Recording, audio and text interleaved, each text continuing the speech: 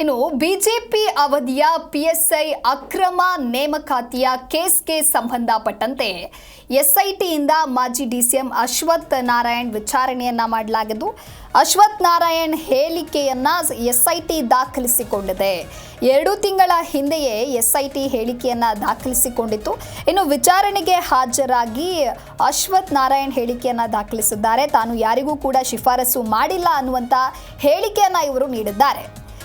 ಅಶ್ವಥ್ ನಾರಾಯಣ್ ಹೇಳಿಕೆಯನ್ನ ಎಸ್ಐಟಿ ದಾಖಲಿಸಲಿದೆ. 2 ತಿಂಗಳ ಹಿಂದೆಯೇ ಈ ಹೇಳಿಕೆಯನ್ನ ದಾಖಲಿಸಿದ್ರು. ಎಸ್ಐಟಿ ತನಿಖೆಗೆ ಹಾಜರಾಗಿ ಅಶ್ವಥ್ ನಾರಾಯಣ್ ಹೇಳಿಕೆಯನ್ನ ದಾಖಲಿಸಿದ್ರು. ಮಾಜಿ ಡಿಸಿಎಂ ಅಶ್ವಥ್ ನಾರಾಯಣ್ ವಿಚಾರಣೆಯನ್ನ ನಡೆಸಿದೆ ಎಸ್ಐಟಿ. ಪರೀಕ್ಷಾ ಅಕ್ರಮದಲ್ಲಿ ಭಾಗಿಯಾದ ಅಭ್ಯರ್ಥಿಗಳಿಗೆ ಅಶ್ವಥ್ ನಾರಾಯಣ್ ಶಿಫಾರಸು ಮಾಡಿದ್ರು ಎನ್ನಲಾಗ್ತಾ ಇತ್ತು. ಈ ಹಿನ್ನೆಲೆಯಲ್ಲಿ ನೋಟಿಸ್ ನೀಡಿ ಹೇಳಿಕೆಯನ್ನ ದಾಖಲಿಸಿತ್ತು ಎಸ್ಐಟಿ. ಇನ್ನು ವಿಚಾರಣೆಗೆ ಹಾಜರಾಗಿ ಅಶ್ವಥ್ ನಾರಾಯಣ್ ಹೇಳಿಕೆಯನ್ನ ನೀಡಿದ್ರು. ತಾನು ಯಾರಿಗೂ ಕೂಡ ಶಿಫಾರಸು ಮಾಡಿಲ್ಲ ಅಂತ ಹೇಳಿ ಅಶ್ವಥ್ ನಾರಾಯಣ್ ಹೇಳಿಕೆಯನ್ನ ಕೊಟ್ಟಿದ್ದಾರೆ.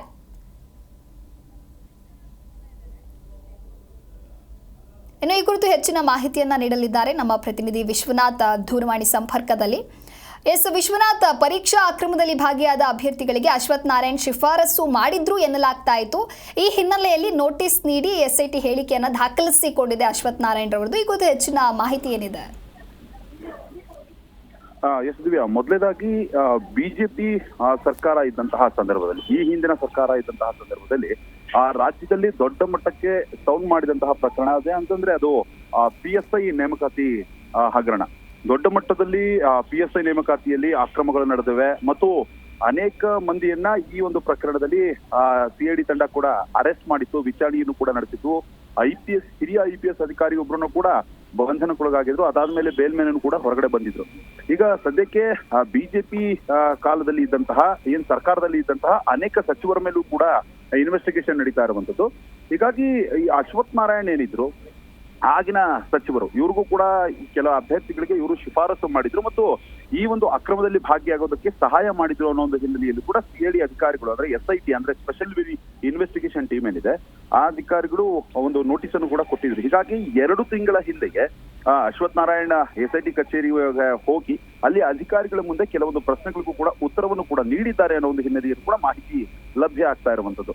ಅದರಲ್ಲಿ ಪ್ರಮುಖವಾಗಿ ನೀವು SIT ಅಧಿಕಾರಿಗಳು ಯಾರಿಗೆಲ್ಲ ರೆಫರ್ ಮಾಡಿದ್ರಿ ಮತ್ತು ಯಾರೆಲ್ಲ ಅಕ್ರಮದಲ್ಲಿ ಭಾಗಿಯಾಗಿದ್ದಾರೆ, ಇವ್ರು ಯಾವ ರೀತಿಯಾಗಿ ಪರಿಚಯ ಆಯ್ತು ಮತ್ತು ಎಷ್ಟು ಮಟ್ಟಕ್ಕೆ ಇವರ ಪರಿಚಯ ಇದೆ ಅನ್ನೋ ಒಂದು ಹಿನ್ನೆಲೆಯಲ್ಲೂ ಕೂಡ ಪ್ರಶ್ನೆಗಳನ್ನ ಕೇಳಿದ್ದಾರೆ. ಆದ್ರೆ ಇಲ್ಲಿ ಅಶ್ವಥ್ ನಾರಾಯಣ್ ನಾನು ಯಾರಿಗೂ ಕೂಡ ಶಿಫಾರಸು ಮಾಡಿಲ್ಲ, ನನಗೆ ಇದಕ್ಕೆ ಸಂಬಂಧ ಇಲ್ಲ ಅನ್ನೋ ಒಂದು ಹಿನ್ನೆಲೆಯಲ್ಲಿ ಕೂಡ ಹೇಳಿಕೆಯನ್ನ ಕೊಟ್ಟು ತೆರಳಿರುವಂತದ್ದು. ಆ ಹೇಳಿಕೆಯನ್ನು ಕೂಡ ಅಧಿಕಾರಿಗಳು ದಾಖಲು ಮಾಡಿಕೊಂಡಿದ್ದಾರೆ. ಇನ್ನು 2 ತಿಂಗಳ ಹಿಂದೆ ವಿಚಾರಣೆಗೆ ಹಾಜರಾಗಿರುವಂತದ್ದು ಮತ್ತು ಮುಂದಿನ ದಿನಮಾನಗಳಲ್ಲಿ ಮತ್ತೆ ನೋಟಿಸ್ ಅನ್ನ ಕೊಟ್ಟು ಅಶ್ವಥ್ ನಾರಾಯಣ್ ಅವರನ್ನ ಕರೆಸಿ ವಿಚಾರಣೆ ನಡೆಸುವಂತಹ ಕೆಲಸವನ್ನ ಅಧಿಕಾರಿಗಳು ಮಾಡುವಂತಹ ಸಾಧ್ಯತೆ ಕೂಡ ಇರುವಂತದ್ದು. ಒಟ್ಟಾರೆಯಾಗಿ ಬಿಜೆಪಿ ಸರ್ಕಾರ ಇದ್ದಂತಹ ಸಂದರ್ಭದಲ್ಲಿ ಈ ಒಂದು ಹಗರಣ ಏನಿತ್ತು ಅದು ದೊಡ್ಡ ಮಟ್ಟಕ್ಕೆ ಸೌಂಡ್ ಮಾಡಿತ್ತು ಮತ್ತು ಅನೇಕ ಪ್ರತಿಭಾವಂತ ಅಭ್ಯರ್ಥಿಗಳ ಜೀವನವನ್ನ ಹಾಳು ಮಾಡಿದಂತಹ ಹಗರಣ ಇದು. ಸದ್ಯಕ್ಕಂತೂ ರೀ ಎಕ್ಸಾಮ್ ಆಗಿ ಅನೇಕ ಅಭ್ಯರ್ಥಿಗಳ ಲೀಸ್ಟ್ ಕೂಡ ಬಂದಿತ್ತು.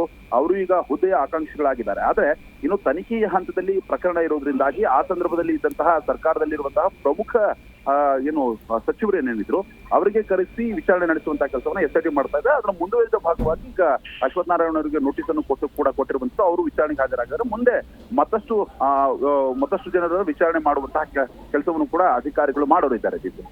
ಓಕೆ, ಥ್ಯಾಂಕ್ ಯು ವಿಶ್ವನಾಥ್ ನಿಮ್ಮೆಲ್ಲ ಮಾಹಿತಿಗಾಗಿ.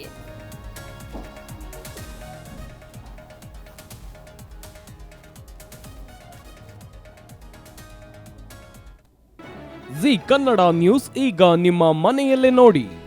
ಎಲ್ಲ ಕೇಬಲ್ಗಳಲ್ಲಿ ಈಗ ಲಭ್ಯ.